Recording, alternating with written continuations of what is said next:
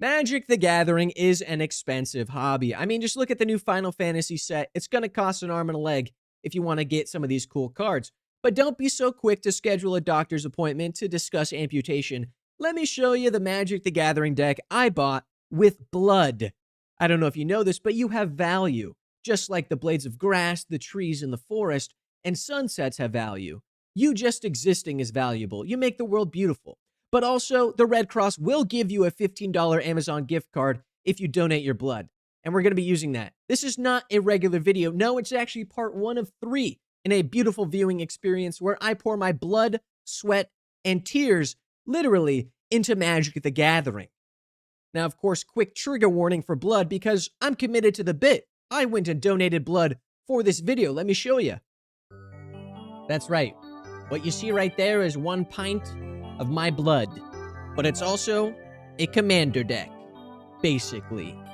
Because now that I am a pint lighter, I have a new toy I get to play with. Thank you, Red Cross. Strefan, Mauer Progenitor, is our commander. 2 black-red for a Vampire Noble 3/2 with flying. On our end step, we make blood for each player who lost life this turn, and when Strefan attacks, we may sack 2 blood, and we vamp ramp. We put a vampire, tapped and attacking from our hand, onto the battlefield with Indestructible. That is so cool. Thematic, it's a vampire deck that I paid for with blood. Give me some snaps, all right? Nobody else could think of this. I'm a genius. Also, we're on a bit of a blood budget, so we're going to be going through the junkyard to find some cool, interesting vampires, just like Crossway Troublemakers.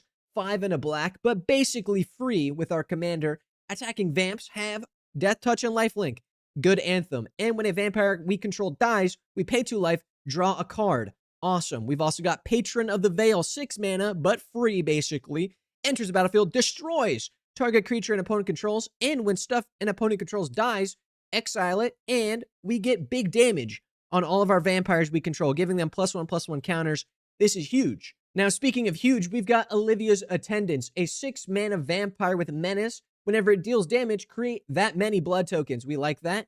And it's a 6/6, so it's big damage, and you can pay 3 to have it ping somebody for 1 damage, making a blood token. That's pretty cool. But what if you want more blood? Even more blood going on. We've got Cryptolith Fragment, a 3 mana artifact that adds 1 mana of any color. Each player loses 1 life. I don't care what it flips and do, because now we're making 4 blood tokens.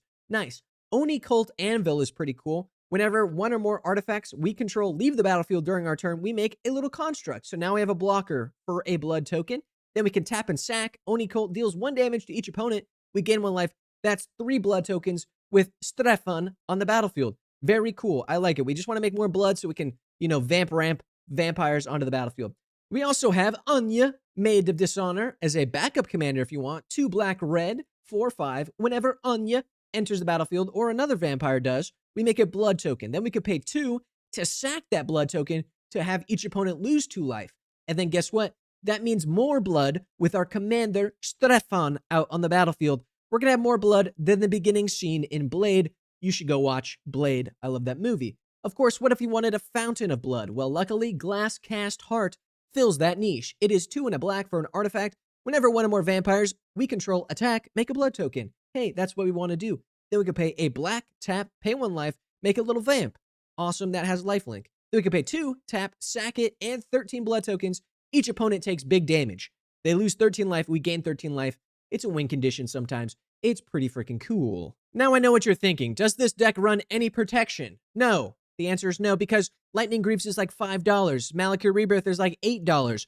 So instead, we're going to be protecting retroactively with recursion, baby. We got cool stuff, because Strefan is cool, and everyone hates when I play cool stuff. So they're going to remove him, and he's going to die. So instead, we're going to use Vat of Rebirth. Not Malakir Rebirth, Vat of Rebirth. It's 1 black mana for an artifact. Whenever a blood token or a creature or whatever is put into a graveyard from the battlefield, put an oil counter on Vat of Rebirth. We could pay 3 to tap and remove 4 oil counters to reanimate something from our graveyard. That's pretty freaking sweet. You just take the barrel away.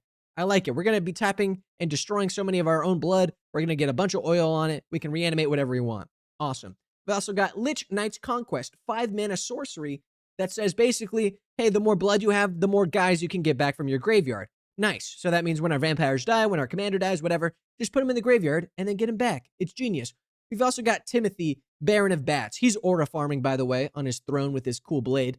But basically, whenever a vampire dies, we can pay 1, exile it, and send it into bat mode. Then when it deals combat damage to a player, sack that bat, return the exiled card to the battlefield tapped. Don't do it with your commander, he might get stuck in exile, but, we're chads like that. Now we've got a bunch of Nosferatus running around. How do we win the game? Well, we got Bishop of the Bloodstained, a 5-mana 3/3 that enters the battlefield. Target opponent loses 1 life for each vampire we control. And this is a vampire deck, baby. We're going to have a lot of vampires on the battlefield. That's a lot of damage. We've also got Falconwrath Noble, which is basically value brand version of Blood Artist for like 2 more mana. Pretty cool. Also got Agent of the Iron Throne. It's 2 and a black for an enchantment background. Commander creatures have, when an artifact or creature is put into the graveyard from the battlefield, each opponent loses 2 life. Guess what? Strefan says, sack 2 blood tokens every time I attack. So that means each opponent loses 2 life just from sacking the blood tokens, and we're sacking them for a whole bunch of other stuff. It's genius. It's classic vampire aristocrat strategy. What need I say more? We've also got Crossway Troublemakers and Mounted Dread Knight and Olivia's Attendant. Big haymakers for when we need to go old-fashioned fisticuffs with our commander swinging them out for cool freebies. Now, of course, this deck is very blood reliant.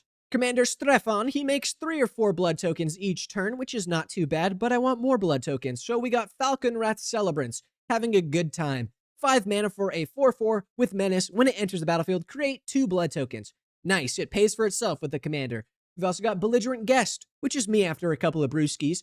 3 mana, trample, 3/2, deals combat damage, make a blood token. That's repeatable blood synergy. Nice. Then, of course, rounding things out, we got Blood Tithe Harvester, black-red vampire, enters the battlefield, make a blood token. He's a 3/2, by the way, but you can tap and sacrifice him to give target creature -X, where X is twice the number of blood tokens we control. Now he's a blood gun, removing their scary thing, because it's removal, so it's a blood gun, if that makes sense. Now, of course, we've got all that blood stored up. What carries this deck more than Shia LaBeouf carries that kid in holes is Inspiring Statuary, a 3-mana artifact that says non-artifact spells we cast have improvise, meaning those blood tokens that are sitting around now tap for generic mana to cast our non-artifact spells, which is amazing for this deck because our mana curve is slightly higher than I'd like it to be. Basically, Inspiring Statuary lets us keep our hand full of cards because most of our draw spells like Blood Pact, Pointed Discussion, Read the Bones, and Risky Shortcut are all 3 mana, but easily reduced down to 1 black mana to draw 2 cards. That is insanely good, especially since Strefan, he makes 4 to 3 blood tokens. We tap those 2 to draw the card. We then sack those tokens to put the vampire we just drew with the draw spell onto the battlefield tapped and attacking. It's galaxy brain stuff here, guys. But what if our opponents have toys that we want to play with? Thankfully, Bloody Betrayal is here for us. 2 and a red for a sorcery, gain control of target creature until end of turn, untap it, it has haste, we make blood. Genius. We've also got New Blood, 2 and 2 black for a sorcery. We have to tap an untap vampire as an additional cost, but that is not a problem at all. We got so many vampires. We permanently gain control of target creature, change all text by replacing all instances of one creature type with vampire, counter the dragon player, counter the zombie player, counter somebody who has a cool commander. Just give it to me. Now I own it. Thank you very much. Really sweet. After all, the saying goes, sharing is caring, and that's the treasure all along. Segue into treasure. Scion of Opulence is 2 and a red for a vampire noble, of course. 3/1. Whenever Scion of Opulence or another non-token vampire we control dies, we make a treasure token. It's fair and balanced and budget version of Pitiless Plunderer. It also says 1 red, sack 2 artifacts, exile the top card of our library. We can play that card this turn. It's card advantage. That's pretty good. And we have all that blood tokens. We can just sack them to basically draw cards. Not too bad. Blood Money, of course, had to include it in the deck because that's pretty much what we're doing. It's a 7 mana sorcery, destroy all creatures. Each non-token creature destroyed this way, we create a tapped treasure token, the most thematic card in this deck. It's also pretty good because we can indestructible attacking somebody with our commander and then wipe the board, and that card we just ramped out stays. That's pretty neat. Now, of course, the most important part is not to forget that we bought this deck using our blood. Money literally grows on trees, except that we are the tree that the money is growing from because our blood is a renewable resource, etc., etc. Because this deck actually comes in at $14.63, just under the $15 Amazon gift card we get from the Red Cross for donating our blood. So, of course, boy math, this deck is free. It all works out. Now, don't forget, this video is only part 1. Next week, I'll be putting my sweat and my body on the line, doing a jogathon fundraiser with all the proceeds going to Trans Lifeline. It is a cause that is near and dear to me and the community at large. I want to support, I want to help out. So you can check out the Patreon and buy a mile, a half mile, a quarter mile. Any little bit helps, and all of it will go to Trans Lifeline. As I'm making this video, I'm already at 6 miles donated. It's going to be crazy. I'm going to run all of it on the treadmill and immediately hop into the recording studio and record a video where I'm shuffling, got my feet cam on, I'm out of breath, I'm sweating. It's going to be disgusting, but it's going to all help a good cause. I'm committed to the bit. I'm committed to the community. I want to put my blood, sweat, and tears into Magic the Gathering. It's going to be awesome and cool. Donations close June 10th at midnight. Anything after that does not count to how much I have to run. So donate now while you can. It's going to be awesome, and I appreciate it. Thank you so much. That does bring us to the end of the video, though. I hope you like it. Leave a like. If you subscribe, subscribe. Shout out to my patrons on Patreon. You guys help keep the lights on and support me. I appreciate it a ton. And of course, I have a Discord. It is linked in the description down below. Check it out. It's fun and free and awesome. A little bit of community there. And I hope you like this video. I'll see you in the next one. Peace out.